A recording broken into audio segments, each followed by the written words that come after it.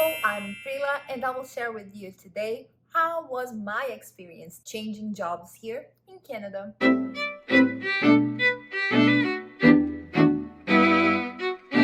When I first arrived, I worked in a bank, but it wasn't me. My entire life, I've been doing something very different from banking. And then I wanted to try something new, right? So I applied, I did all the process. And one of the questions they asked me was like, why do you want to apply for a bank if you've never ever worked in a bank before? It was like, I really want to try something new. As a newcomer, I think Canada has lots of opportunities and I want to give it a shot and they accepted me. I was as surprised as you may be, but after a month working there, I saw that it wasn't my place. I changed from the banking sector to the teaching sector and everything happened like in less than a month. I'm very dynamic. I feel like a person with lots of energy and staying in a bank with all due respect, it's just not for me. It's very quiet. It's very, of course it gets busy, but it's just like doing the same thing and being indoors all the time. And I need to see, people and do different things and be creative and use my energy like a lot. In England, I had my first job in a school and I thought of trying the same thing here in Canada. So, first, what I had to do. I translated my diploma and everything I had, but not only translated, but did the equivalence. I will leave down below a link that you can click and do your equivalence if you already have like a teaching diploma translated to English, because this will be your first general step if you are looking for a job here in Canada as a teacher. The second thing I did was to try to know the language as much as I could.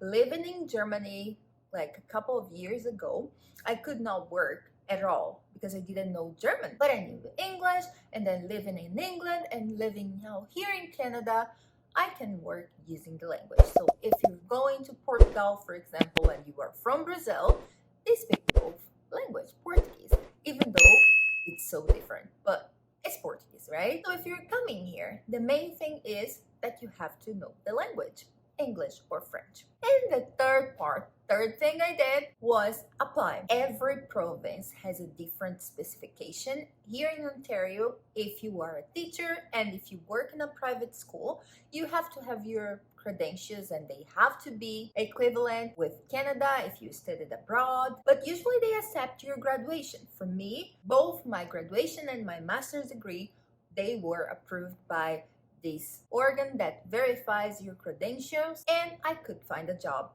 as a teacher. But here in Ontario, if you were going to teach in a public school, you will need to take a test and you will need to go a step further. I didn't do that because I would like first to try the school system to see if I would like to be a teacher here for a long term, of course. But again, if you apply for a public school, you will need more steps and I will be a nice old sister to you, and I will leave also the link down below. You can click and you can check it out what's needed to be working in a public school.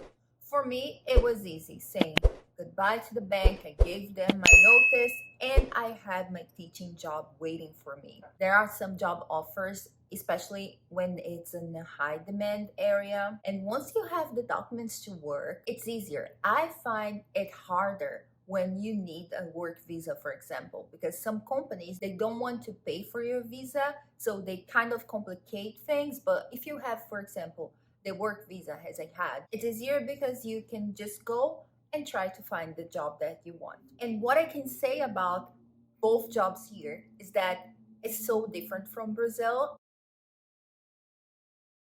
I worked since I was 16 years old, so it has been a while. And people of my heart, seriously, I will have to come here and record another video to you sharing like the difference that I see between being a worker here in Canada and a worker in Brazil. So yeah, I changed jobs. For me, in my experience, it wasn't hard. And I find that it's easy in general if you have the documents already. If you need documents, it's a little bit complicated. Not impossible. Not impossible. I hope somehow this video helped you or added something new to your life.